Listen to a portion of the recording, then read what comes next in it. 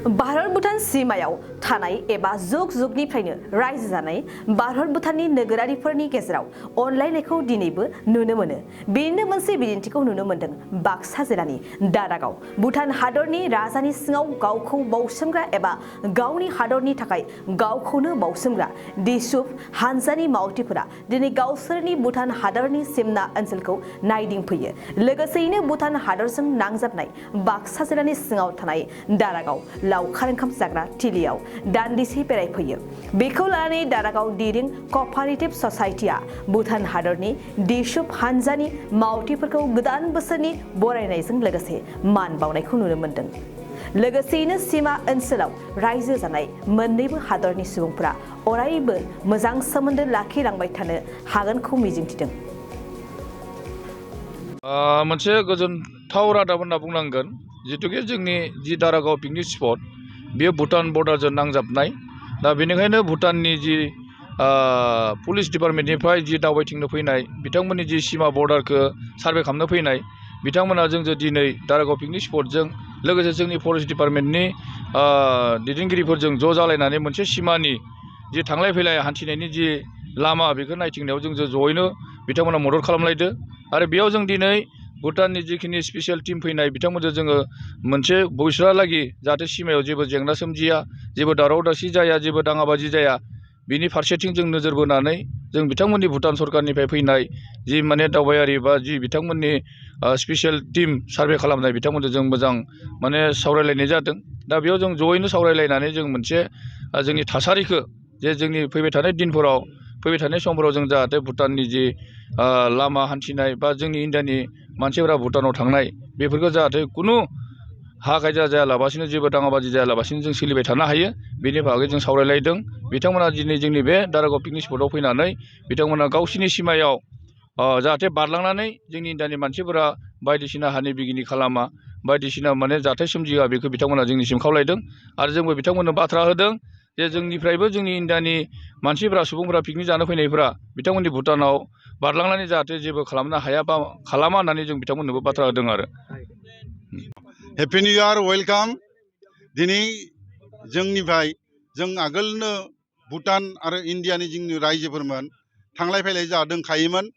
दिनै माबा मोनसे इन्डियान जिथु माने जिथु कनस्टिटिउसनेलि जिथु माने भुटान बर्डार आरो इन्डिया बर्डार जिथु बारलायनो हायि जिथु जोंनो खिमाबद्ध खालामनानै होदों राइज आरो भुटाननि राइज आरो इन्डियान राइजखौ। बे बुस्थुआ जों अतिकय माने मोजांनि मोनसे माबा नङा। खिन्थु दिनै जोंनि आगोलनिफ्राय थाखालायनाय जिथु रिलेसनशिप नङा होमबा, रिलेसनशिपआ दिनैसिमबो जोंनियाव दोङो। आरो बै मथैनो जों दिनै माने गठनमुलक हिसाबै जों समाजा भुटान आरो इन्डिया पुरा फ्रेन्डशिप रिलेसन हिसाबै जों सोलिगासिनो दोङो। आरो मोजां दिनै गोदान बोसोरनि जोंबो इसोरखौ लिंना लाबोदो आरो जोंबो फायदो, फायनानै दिनै खेबसे खाना जालायनानै गोदान बोसोर हिसाबै जों रंजालायदो। गोदान बोसोर होननानै भुटाननि गामिनिफ्राय गामिनि गोरों गोरा मानसिफोर फैदो, ओमफ्राय अफिसियेल जिथु आर्मि लेभेलनिफ्राय फैदो, ओमफ्राय पुलिस लेभेलनिफ्राय फैदो, बेनिफ्राय इसोरनिफ्राय जिथु सार्भे टिम जिअ'लजि सार्भे टिम इनिफ्राय फैदो। फैनानै जों दे एकगत जानानै दिनै दारागाव बे दारागाव पिकनिक स्पटआव जोङो मोगा मोगि खाना जालायनानै जों दिनै एन्जय खालामबाय गोदान बोसोर होननानै। बेनिफ्राय जा रिलेसन दिनैसिमबो रिलेसन, बे रिलेसना जोंनिया थाबाय थागोन, अरायबो थाबाय थागोन। जोंखौ जिमानखिनि बादा होनो नागिरबाबो जोंखौ दिनै এই बादाखौ जोंखौ लाखिनो हाया। बादा होनानैबाबो जोंनि जिथु फ्रेन्डशिप भुटान आरो इन्डिया जिथु फ्रेन्डशिप এই बादा जुदि सोरबाबो होबोदोंबाबो এই बादाया कुनु दिन खाथिनाय नङा बेयाव। बेनो जोंनि गोदान बोसोरनि मिल जुलनि जिथु माने गोजोनथाव शान्ति बर्डारनि जिथु भुटान आरो इन्डियानि जिथु शान्ति नङा होमबा, पिस, এই पिस जोंनियाव दाबो दोङो, उनहालागिबो थाबाय थागोन। आरो बेखौनो जों कामना खालामो थाबाय थागोन होननानै। Happy new year. Good news for everyone. St. Xavier Institute, Bongaigaon, in collaboration with Career Point IS Academy Guwahati, is going to hold FAC free workshop seminar event for FAC interested students.